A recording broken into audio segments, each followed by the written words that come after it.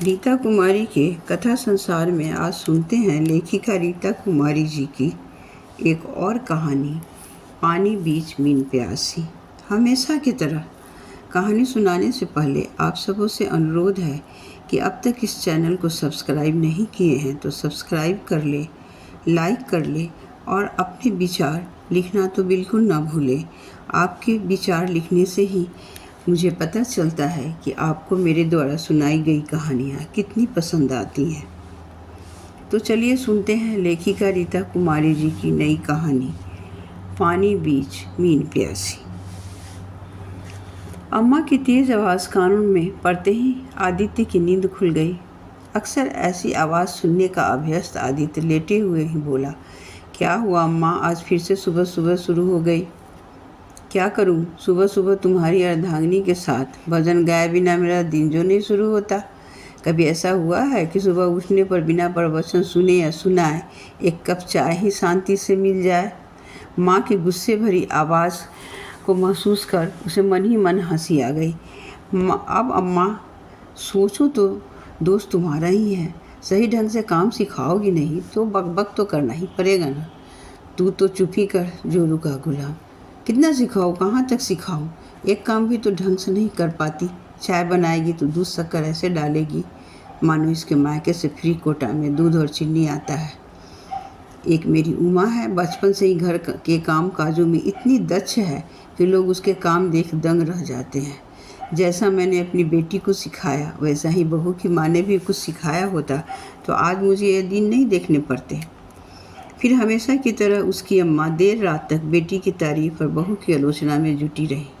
उसके बाद दूसरे कामों में व्यस्त हो गई। आदित्य दोबारा सोने की कोशिश करने लगा कि तभी उसे याद आया कि आज ऑफिस जल्दी पहुंचना है और टूर पे भी जाना है। वह बिस्तर से उठते हुए पत्नी गंगा को आवाज़ देकर बोला, सुनती हो, इतनी देर से रसोई घर में बैठी क्या कर रही हो? एक कप बढ़िया चाय ही पिलाओ, आज ऑफिस के लिए जल्दी निकलना है। सास को जवाब न देने पाने की विवशता में वह पहले से ही भरी बैठी थी। मौका मिलते ही उसने अपना सारा गुस्सा पति पर उतार दिया और अपनी सास के तर्ज पर ही बोली, रसोई घर में और क्या करूँगी, बैठे बैठे ऐश कर रही हूँ। मैं ठहरी उज्जट गंवार फूहर औरत, मुझे क्या पता चाय कैसे बनती है। आदित्य बिना कोई जवाब दिए चुपचाप अखबारों में नजरें गड़ाया बैठा रहा। थोड़ी देर में गंगा एक कप चाय उसके बगल में रख गई।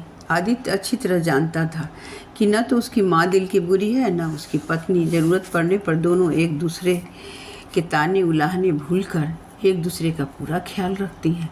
पर उसकी अम्मा को तो सगल था अपनी बेटी की तारीफ करने और अपने द्वारा दिए गए संस्कार को सर्वश्रेष्ठ मानने का, जिसके कारण दोनों सास बहू में गाहे बगाहे ताने और उलाहने के दौर भी चल पड़ते। आदित्य इन दोनों के बीच कभी भी हस्तक्षेप नहीं करता, अक्सर निर्लिप्त भाव से चुपचाप सब कुछ सुनता रहता। पास पड़ोस में गोदावरी काकी के नाम से मशहूर उसकी अम्मा का उस मोहल्ले में अच्छा दबदबा था। वहाँ के छोटे बड़े सभी उनकी बहुत इज्जत करते थे। आस पड़ोस का कोई भी शुभ कार्य उनके सलाह के बिना संपन्न नहीं होता था। हर घर से उनके मधुर संबंध थे।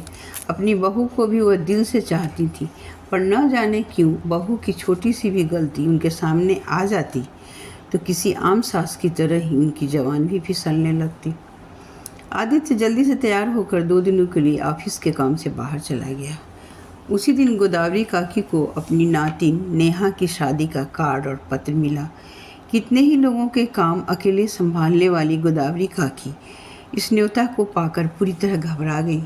मात्र 1 हफ्ते के बाद ही शादी थी, वह भी दिल्ली जैसे शहर में, और इतने कम समय में उन्हें न जाने कितने इंतजाम करने थे। उन्होंने बहू को बुलाकर कार्ड पकड़ाया और फिर दोनों सास बहू आपसी बैर भूलकर शादी की तैयारियों के लिए विचार विमर्श करने लगी। बेटी के घर पहली बार न्योता ले जाना था, कुछ तो ऐसा होना ही चाहिए था कि 10 लोगों के बीच इज्जत रह जाए। वैसे भी उनका दामाद देवेश एक सरकारी दफ्तर में उच्च अधिकारी था। बेटी को तो उन्होंने सामान्य हैसियत में ही ब्याहा था, पर देवेश अपनी कड़ी मेहनत और प्रयत्नों के बूते आज इतने ऊंचे ओहदे पर था। वहीं उनका बेटा आदित्य एक प्राइवेट फर्म में क्लर्क का काम करता था। जाहिर सी बात है, पद और पैसा दोनों में जीजा और साले के बीच काफ़ी अंतर आ गया था। समय के साथ यही अंतर दोनों परिवारों के संबंधों के बीच दूरियां भी लाने लगा था। भले ही परिस्थितियों ने संबंधों में दूरियां ला दी थी, पर खून के रिश्ते क्या इतनी आसानी से छूटते हैं? सुख दुख में सबसे पहले इन्हीं रिश्तों की याद आती है। गोदावरी काकी ने अपना संदूक खोला और गाढ़े समय के लिए जमा किए गए 10,000 रुपये और गहनों के नाम पर बचा एक सोने का चेन निकालकर बहू को पकड़ाया और अपनी पड़ोसन राधा के साथ बाजार भेज दिया। आनन फानन में उनकी बहू गंगा राधा के साथ मिलकर बड़ी होशियारी से शादी का सारा सामान खरीद लाई। चेन को भी साफ करवाकर एक नए डब्बे में पैक करवा लाई। आदित्य जब घर आया, जोर तोड़ कर उसने ट्रेन में आरक्षण भी करवा लिए। फिर क्या था, बेटी को अपने आने की सूचना भेज गोदावरी काकी अपना पूरा कुनवा समेटे दिल्ली के लिए रवाना हो गई। दिल्ली स्टेशन पर उनका नाती मयंक पहले से ही कार लिए खड़ा था।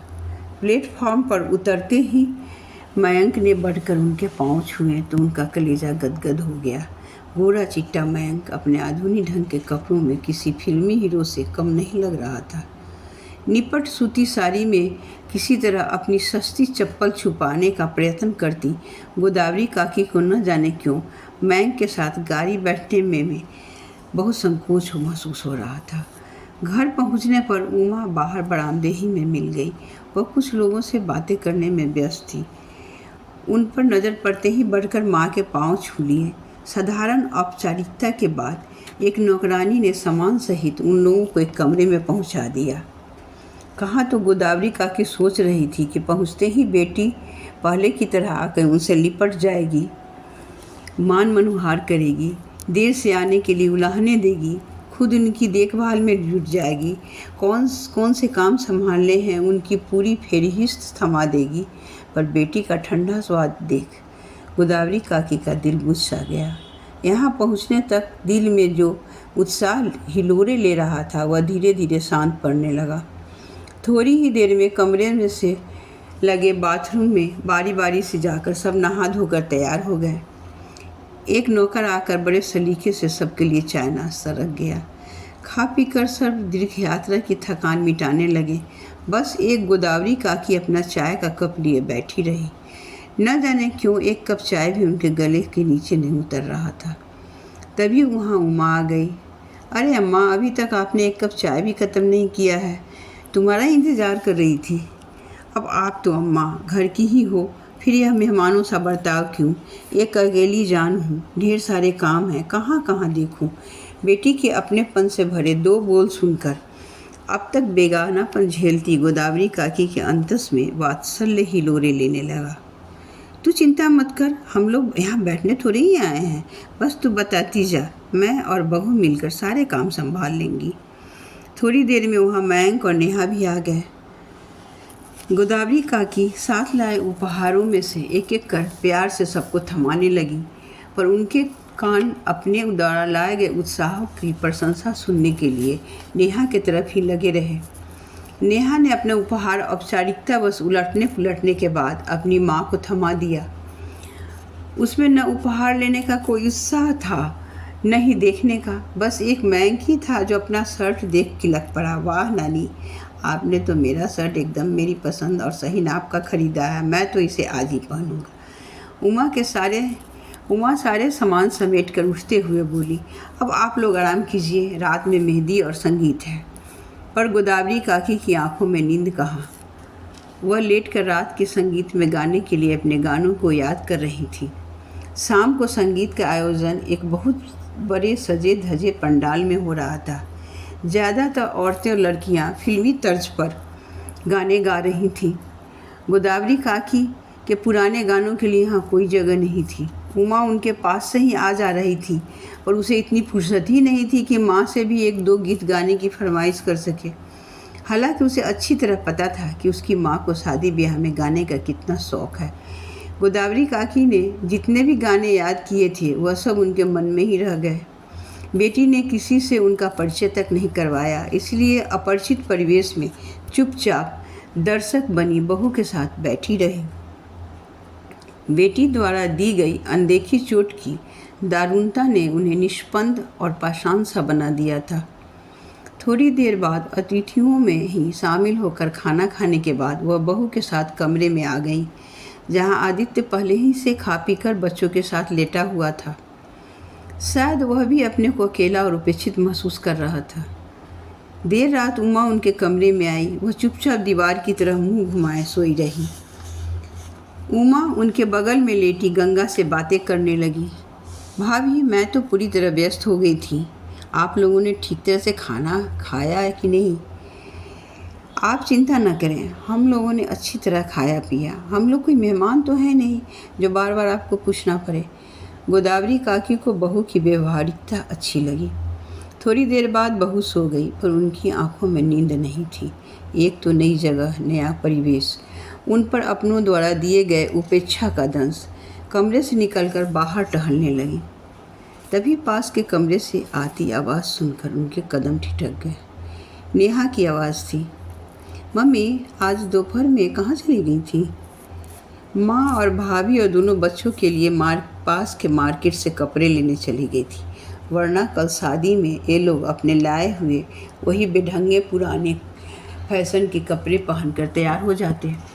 कल होटल में कितने ही लोग आएंगे। अगर जान गए कि मेरी माँ और भाभी है तो उनके फूहड़ पहनावे देखकर क्या सोचेंगे। उन्हें तो मेरी इज्जत का ख्याल नहीं है, पर मुझे तो है। अब यहाँ आ गए हैं तो इतना तो ध्यान रखना ही पड़ेगा। शादी ब्याह में लोगों के मायके से न जाने कितने सामान आते हैं। एक मेरा मायका है पूरा कंगाल। जितना वे लोग लेकर नहीं आए हैं उससे ज़्यादा तो उन पर खर्च हो रहा है। तभी उन्हें मयंक की गुस्से भरी आवाज़ सुनाई दी। मम्मी, आप कैसी बातें करती हैं? वे हमारे अपने हैं, अपनी हैसियत से कहीं ज़्यादा लेकर आए हैं। उतना सामान खरीदने में ही उन्हें कितनी परेशानी हुई होगी। आश्चर्य है कि फिर भी आप उनसे और ज़्यादा की आशा रखती हैं। इससे ज़्यादा गोदावरी काकी से सुना नहीं गया। वे अपने कमरे में लौट आई। उन्हें लगा कोई विष बुझा बाण उनके कलेजे को चीर गया है। एक मर्मांतिक पीड़ा से वह छटपटा उठी। वह भूल ही गई थी कि उनकी बेटी का जीवन स्तर उनसे काफ़ी ऊंचा उठ गया है। पैसे कमाने की होड़ में शामिल नई पीढ़ी की नज़र में हर रिश्ते की प्रतिष्ठा उसके पैसे और ओहदे के हिसाब से ही होती है। ये जिनकी छाँव में पलते बढ़ते हैं, जिनकी उंगलियां पकड़कर चलना सीखते हैं, जिनके सहारे अपने उज्जवल भविष्य के सपने संजोते हैं, इच्छित ऊंचाइयों को छूते ही वही माता पिता उन्हें उज्जड गंवार और न जाने क्या क्या लगने लगते हैं। किसी से उनका परिचय कराना भी उन्हें अपनी प्रतिष्ठा के अनुरूप नहीं लगता। गोदावरी काकी को यह बात बेहद चुभ रही थी कि उनकी बेटी पहले जैसी नहीं रही। पति और पुत्र का ऊंचा पद और धन संपत्ति पाकर उसमें शायद दम आ गया था कि उसके जीवन में कुछ ऐसा है जो उसे अन्य लोगों से विशिष्ट बनाता है। आज तक वह बहू में ही खोट निकालती रही, पर यहाँ तो अपना ही सिक्का खोटा निकला। बेटी को दिए जिन संस्कारों पर वह गर्व करती आई थी, उन्हीं संस्कारों की नींव पर खड़ी इमारत को बाहरी परिवेश ने इस कदर बदल दिया था कि अब वह धराशायी होने की कगार पर आ पहुंचा था। बेटी के लिए अंधी ममता के चलते उनकी बुद्धि घास चरने चली गई थी, वरना यूं अपना पूरा कुनबा समेटे दिल्ली नहीं चली आती, बल्कि सिर्फ आदित्य को ही भेजती। गोदावरी काकी बिस्तर पर बैठी इसी तरह देर रात तक अपने अविवेक की चित्त को कोसती रही। वह बहू की त्रुटिहीन सेवा के बावजूद हमेशा उससे असंतुष्ट रही और अपनी बेटी को समझदारी की दुहाई देती रही। पर बेटी के पास आकर क्या हुआ? यहाँ भी उनके हर काम और सुविधा असुविधा का ध्यान बहू ही रखती थी। हमेशा उन्हें बहू और बेटे का भरपूर प्यार और सम्मान मिला। फिर भी क्यों उन्हें हमेशा अपनी बेटी की प्यार की तृष्णा बनी रही? शायद इसी को कहते हैं पानी बीच मीन प्यासी। विवाह के दिन कोई भी धार्मिक अनुष्ठान संपन्न करने में बेटी की दिलचस्पी न लेते देख वह थोड़ी बेचैन होने लगी और बहू के सामने भुनभुनाई। माना नई पीढ़ी को परंपरागत धार्मिक अनुष्ठानों में अब विश्वास नहीं रहा, फिर भी विवाह जैसे पवित्र समय पर उमा को कुछ तो अपनी परंपरा का निर्वाह करना चाहिए। वह उमा को इस बारे में कोई नसीहत देती, उसके पहले ही बहू ने उन्हें कुछ भी बोलने से मना कर दिया। अम्मा जी, कुछ मत बोलिए, वरना कोई तरस से आपको जवाब दे देगा जो मुझे बर्दाश्त नहीं होगा। हमारे मन की कुछ बातें भले ही शब्दों की अभिव्यक्ति से परे होती है, पर मन में कुछ शक्तियाँ ऐसी होती हैं जो किसी की मनोदशा को अच्छी तरह भांप लेती हैं। उनके अनकहे सुख दुख को आंखों में ही पढ़ लेती हैं। बिना बोले ही गोदावरी काकी की मनोदशा उनकी बहू गंगा अच्छी तरह महसूस कर रही थी और आंखों ही आंखों में संग होने का एहसास दिला रही थी। ऐसी ही परिस्थिति और वातावरण में सहे गए दुख और अपमान ने इन दोनों प्रतिद्वंदियों को आपस में आत्मीय बना दिया था। इसलिए बहू की सलाह उन्हें उचित लगी और शादी में हस्तक्षेप करने की बजाय उन्होंने पूरा दिन बंगले के खूबसूरत उद्यान में सलीके से बने क्यारियों को देखते हुए गुजारा। शादी किसी बड़े होटल से हो रही थी। शाम को शादी में जाते वक्त वह पूरी तरह चुप रही। बेटी ने जैसे कपड़े दिए, जिस तरह से पहनने की हिदायत दी, उन्होंने वैसे ही की। पहन लिया कपड़ा और हालांकि उनका दम घुट रहा था, वास्तविकता से अलग दिखना उन्हें बहुत कठिन और असहज महसूस हो रहा था। अपना पूरा व्यक्तित्व ही उन्हें असत्य और यंत्रणापूर्ण लगने लगा था, जिससे मुक्त होकर वह अपनी पुरानी दुनिया में लौट जाने को छटपटा उठी, जहाँ वह जैसी थी वैसे ही रहती थी, जहाँ उन्हें हर काम के लिए अबाध स्वतंत्रता थी, जहाँ उन्हें अपने बहू और बेटे का भरपूर स्नेह और सम्मान मिलता था। होटल में होने वाली इतनी भव्य शादी उन्होंने ज़िंदगी में पहली बार देखी थी। एक सजे धजे हॉल में शादी के मंडप लगा था और जहाँ टखनों तक ऊंची मटमैली धोती और बिना आयरन किए कुर्ता पहने पुरोहित जी की जगह पैंट शर्ट पहने और हाथों में घड़ी मोबाइल लिए पंडित जी शादी करवा रहे थे। शादी के पारंपरिक गीतों के बदले सामने बने स्टेज पर गज़ल गायन हो रहा था। उनके लिए सारा दृश्य बेहद कौतुकपूर्ण और अनोखा था। उनके मन की स्थिति भाप कर गंगा उन्हें एक पल भी अकेला नहीं छोड़ रही थी। आज पहली बार उन्हें अपनी बहू की सारी अच्छाइयाँ एक एक कर नजर आ रही थी। उनकी जैसी बहू तो भगवान बिरले को ही देते हैं। आजकल तो बहुएं सास ससुर के से अलग होकर पति के साथ निरंकुश और स्वच्छंद जीवन जीना पसंद करती हैं। कहीं ऐसा न हो कि उनके ताने उलाहने सुनते सुनते उनकी बहू का धैर्य और सहने की शक्ति चूक जाए और वह भी किसी न किसी बहाने उनसे मुक्ति पाने का मार्ग ढूंढ ले। फिर अपने इकलौते बेटे बहू और पोतों से अलग होकर वह कैसे जिएंगी, इस कल्पना मात्र से ही वह सिहर उठी। दूसरे दिन नेहा की विदाई होते ही गोदावरी काकी भी अपना सामान बांध कर जाने के लिए तैयार हो गई। जाने से पहले बेटी द्वारा दी गई सिल्क की साड़ी तह कर चुपचाप उसके बिस्तर पर रखाई। उमा ने और 1-2 दिन रुकने का अनुरोध किया, पर वह प्यार से मना कर गई। लेकिन जैसे ही स्टेशन जाने के लिए कार में बैठी, बेशुमार खामोश सिसकियाँ आत्मसम्मानी गोदावरी काकी का कलेजा चीरने लगी। अब तक कंठ में फंसी रुलाई एक हिचकी के साथ आंसुओं के सैलाब में फूट पड़ी।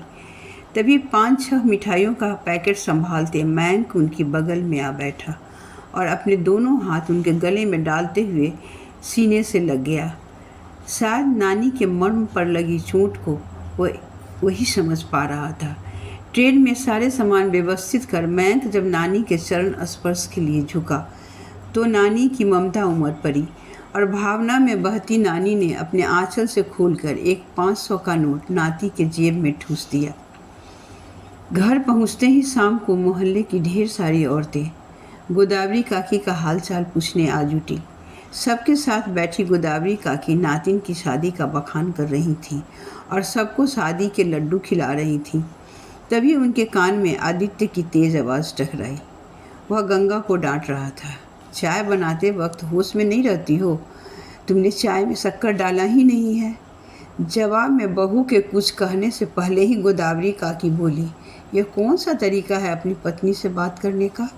शक्कर नहीं डाली है तो खुद एक चम्मच शक्कर लेकर डाल ले। और खबरदार, जो तुमने मेरी बहू से इतनी ऊंची आवाज़ में बात की। माँ के इस बदले तेवर को देखकर हैरान आदित्य उनका मुंह ताकता ही रह गया। अभी आप सुन रहे थे लेखिका रीता कुमारी जी की कहानी पानी बीच मीन प्यासी। धन्यवाद। जल्द ही किसी दूसरी कहानी के साथ मैं फिर उपस्थित होंगी।